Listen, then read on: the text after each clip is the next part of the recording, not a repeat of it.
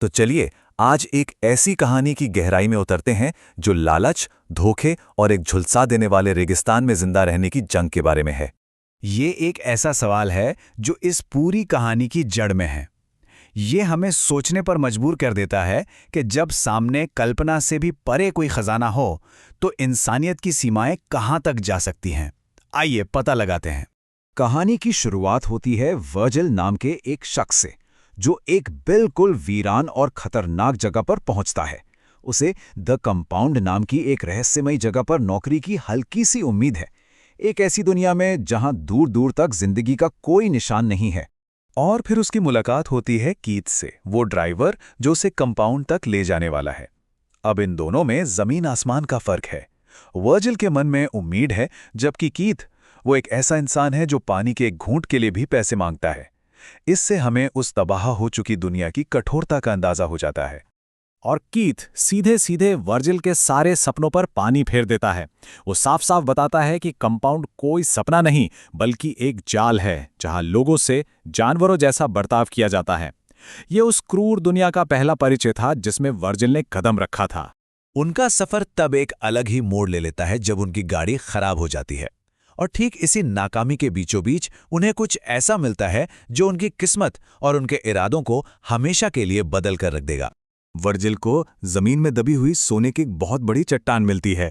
ये कोई छोटा मोटा टुकड़ा नहीं है, बल्कि एक ऐसा खजाना है जो दोनों की जिंदगी बदल सकता है।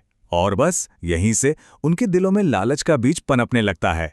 तो अब एक प्लान बनता है। पहली बात, दौलत को आधा आधा बांटा जाएगा। लेकिन दूसरी मुश्किल ये है कि सोना इतना बड़ा है कि उसे हाथ से हिलाना नामुमकिन है। तो तीसरा कदम ये तय होता है कि एक आदमी एक्सकेवेटर लेने जाएगा और दूसरा खजाने की रखवाली करेगा।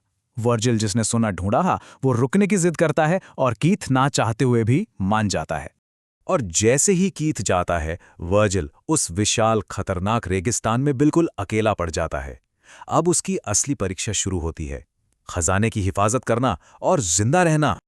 और यहां से शुरू होता है उसकी परेशानियों का सिलसिला। हर दिन एक नई चुनौती लेकर आता है। पहले दिन वर्जिल सोने को छुपाता है और एक पुराने प्लेन के मलबे से अपने लिए एक ठिकाना बनाता है। दूसरे दिन से ही जंगली कुत्तों और अकेलेपन का वहम उसे सताने लगता है। तीसरे दिन तक खाना खत्म और पानी की बोतल भी गिर जाती है, जिससे उसकी हालत बदतर हो जाती है। चौथे दिन एक अजनबी औरत उसके कैंप तक पहुंच जाती है और बात जानलेवा टकराव तक पहुंच जाती है। और पांचवा दिन, जिस दिन कीथ को लौटना था, वो दिन आता है और चला जाता है।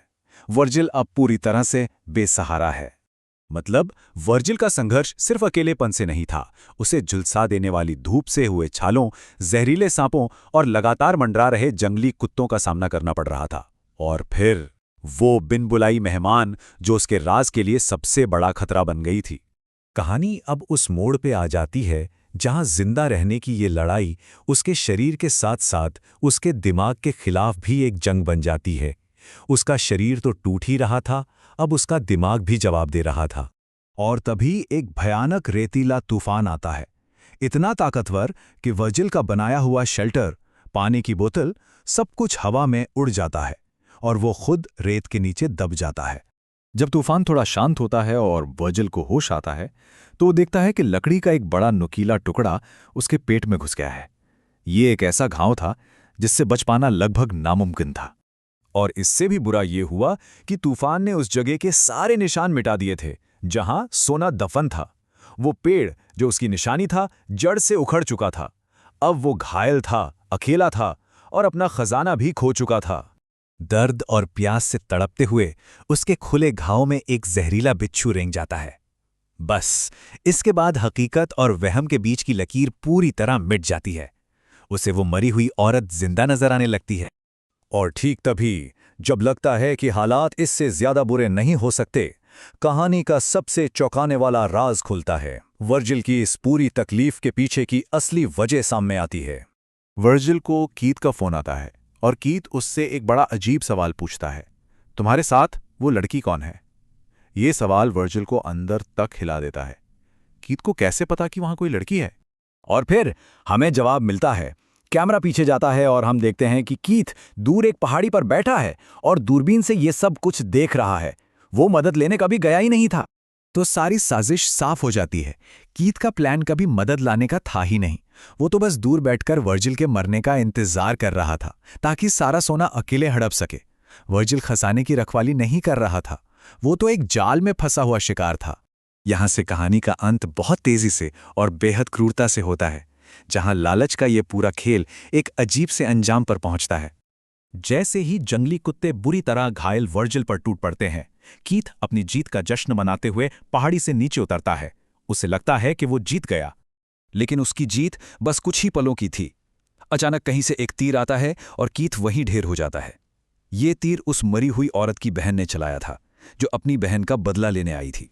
और आखिर में किसी को कुछ नहीं मिला। वो सोना जिसके लिए 3 जानें चली गईं, हमेशा के लिए उसी रेगिस्तान में लावारिस दबा रह गया। लालच ने सबको खत्म कर दिया। तो ये कहानी हमें एक गहरे सवाल के साथ छोड़ जाती है कि जब बात जिंदगी बदलने वाले खजाने की हो, तो असली खतरा बाहर के रेगिस्तान में होता है या हमारे अंदर बैठे लालच में?